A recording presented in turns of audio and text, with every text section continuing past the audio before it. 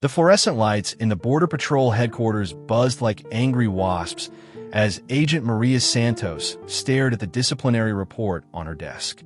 6 months had passed since the incident at Sector 7, and she could still hear the echo of gunshots in her nightmares. The coffee in her mug had gone cold hours ago, but she gripped it anyway, needing something solid to anchor her in the present moment. Santos. Chief Director William Hayes's voice cut through the morning silence like a blade. His footsteps echoed across the linoleum floor as he approached her workstation, his face wearing the same stern expression that had dominated every meeting since the massacre. Maria looked up, her dark eyes meeting his pale blue ones. Hayes was a man who commanded respect through fear rather than admiration. At 55, his graying temples and weathered face told the story of 30 years in border security. But his recent promotion to chief director had changed him. The pressure from Washington had turned him into someone she barely recognized. "We need to talk," Hayes said, his voice low but carrying an unmistakable edge. Conference room. Now, the conference room smelled of stale coffee and disappointment. Hayes closed the door behind them and gestured for Maria to sit. She remained standing, her arms crossed defensively across her chest. The walls were covered with maps of the border, red pins marking incident locations like drops of blood on a tactical display. "The internal investigation is wrapping up," Hayes began, settling into his chair with deliberate slowness. "And someone needs to take responsibility for what happened at Sector 7. Maria felt her pulse quicken. "Chief, we've been over this a dozen times. The intelligence was faulty. The communication breakdown wasn't." "Wasn't what?" Hayes interrupted, his voice rising. "Wasn't your fault? Maria, you were the senior agent on duty. You made the call to engage." The words hit her like physical blows. Maria had replayed that night countless times, analyzing every decision, every split second that had led to disaster. 3 civilians dead, including a 12-year-old girl. The media had called it the Border Massacre, and the political fallout had been swift and brutal. "I followed protocol," Maria said, her voice steady despite the storm brewing inside her chest. "The intel package you personally briefed me on indicated armed drug runners. We had reason to believe. The intel was solid." Hayes cut her off again, standing now to match her height. "Your execution was flawed. Your judgment was compromised." Maria stared at him in disbelief. She had worked under Hayes for 7 years, had trusted him with her career and her life. They had been partners before his promotion, had shared countless shifts patrolling the unforgiving desert landscape of the Texas-Mexico border. She thought she knew him. "Compromised how?" she asked, her voice barely above a whisper. Hayes walked to the window overlooking the detention center yard. The morning sun cast long shadows across the concrete, and in the distance, the border wall stretched endlessly toward the horizon. "You've been under stress, Maria. Personal issues. Your divorce, financial..." The mention of her personal life felt like a slap. Maria's divorce had been finalized 3 months before the incident, but it had been amicable. Her ex-husband, a teacher in El Paso, had simply grown tired of the dangerous unpredictability of her job. The financial problems Hayes mentioned were the result of legal fees from the ongoing investigation, not some pre-existing condition. "That's not fair, and you know it," Maria said, her composure finally cracking. "I was sharp that night. Alert. The problem wasn't my judgment. It was the intelligence itself. The source was unreliable, and you knew it." Hayes turned from the window, his expression hardening. "Be very careful about the accusations you make, Agent Santos. Your career is hanging by a thread as it is." The threat was clear, but Maria couldn't let it go. Too much was at stake, not just her career, but the truth about what had really happened that night. The families of the victims deserved better than a convenient scapegoat. "I'm not making accusations," Maria said, moving closer to Hayes. "I am stating facts. The source for that intelligence was Miguel Varga, and his information had been wrong 3 times in the previous month. You overrode my concerns about using him again." Hayes' jaw tightened. Varga was a valuable asset. His intelligence had prevented multiple smuggling operations. His intelligence got 3 innocent people killed, Maria shot back, including that little girl.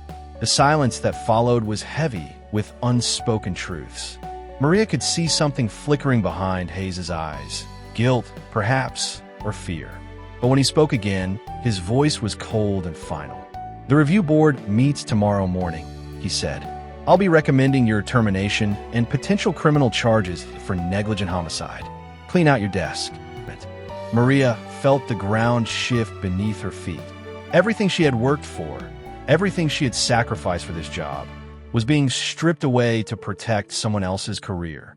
She thought about the recording device she kept in her desk drawer, a small digital recorder she used for taking notes during briefings.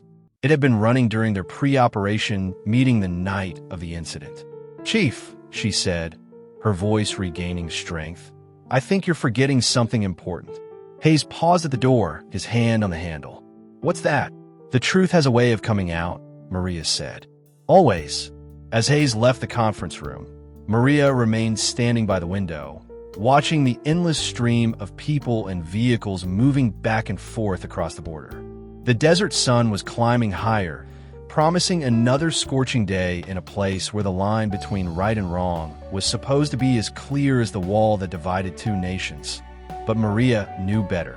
In her 7 years patrolling this border, she had learned that truth was often the first casualty in the war between politics and justice. Tomorrow's review board meeting would determine not just her future, but whether the real story of the Sector 7 incident would ever see the light of day.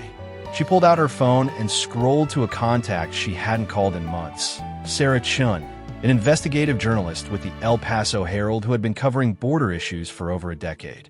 Sarah had tried to interview Maria several times since the incident, but Maria had always declined, following department protocol.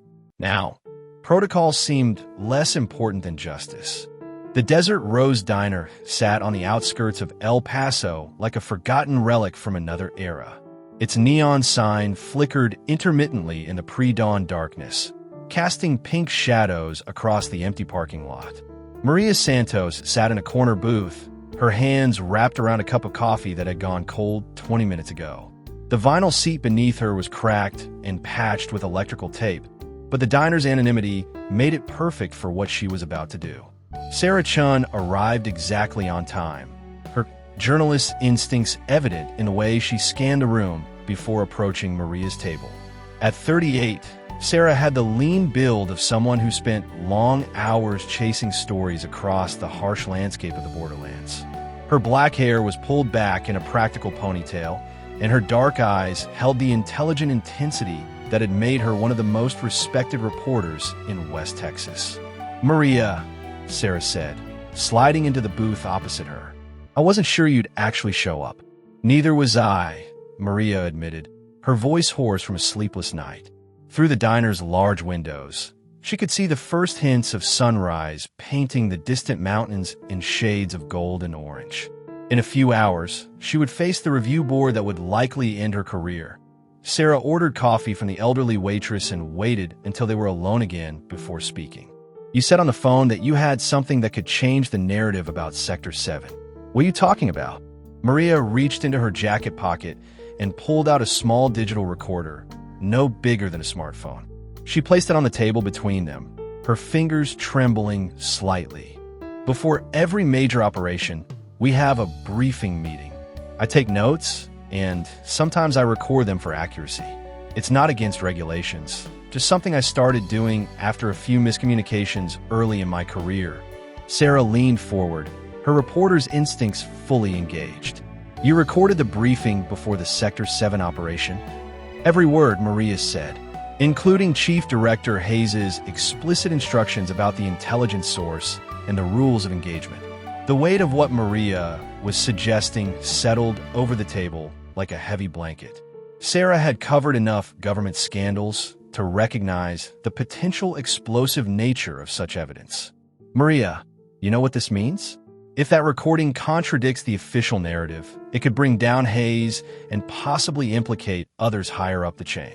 Maria nodded, her dark eyes reflecting the diner's harsh fluorescent lighting. "Hayes is painting me as a rogue agent who ignored protocol and caused those deaths. But the truth is, I followed his orders exactly.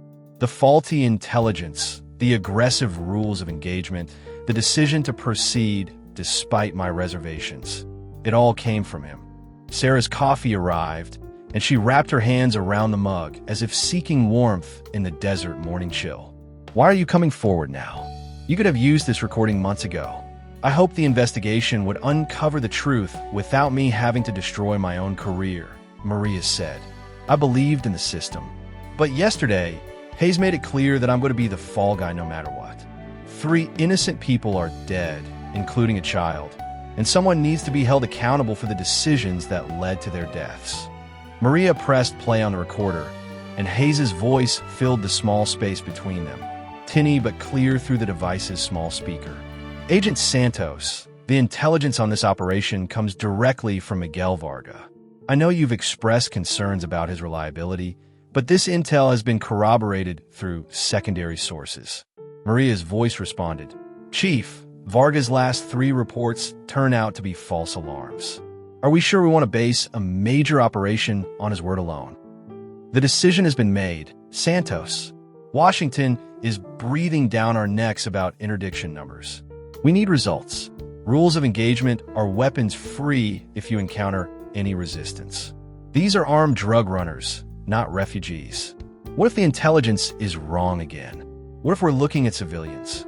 Then we deal with the fallout afterward. But right now, our job is to stop what we believe to be a major smuggling operation. I'm giving you direct authority to use whatever force necessary to secure the area.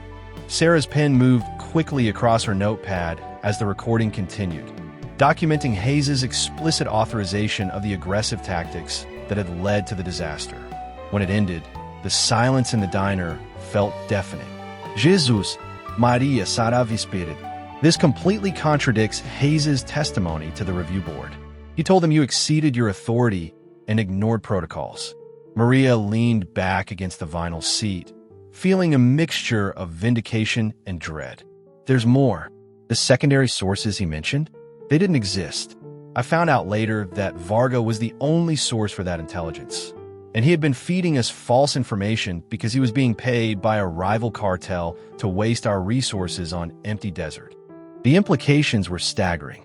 Not only had Hayes authorized the deadly operation based on faulty intelligence, but he had also lied about the verification process and was now attempting to destroy Maria's career to cover his own mistakes.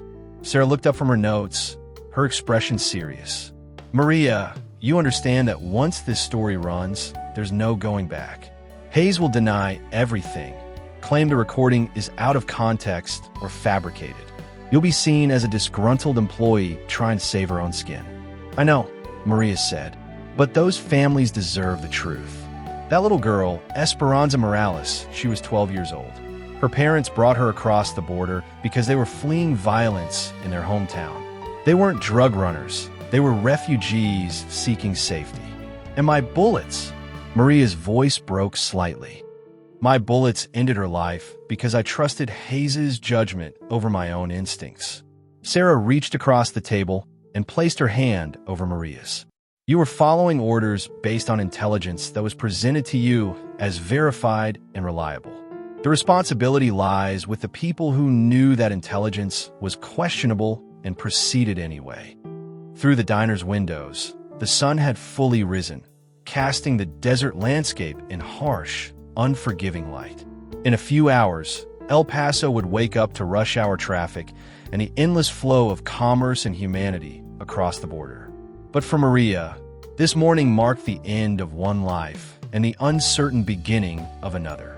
There's something else, Maria said, her voice barely above a whisper. Hayes has been taking money from the private detention contractors. I have bank records showing irregular payments to an account in his wife's name. The pressure to increase interdiction numbers wasn't just coming from Washington. It was coming from companies that profit from detention quotas. Sarah's pen stopped moving. The corruption angle added another layer of complexity to an already explosive story. How did you get access to his bank records? Problems. It affects judgment.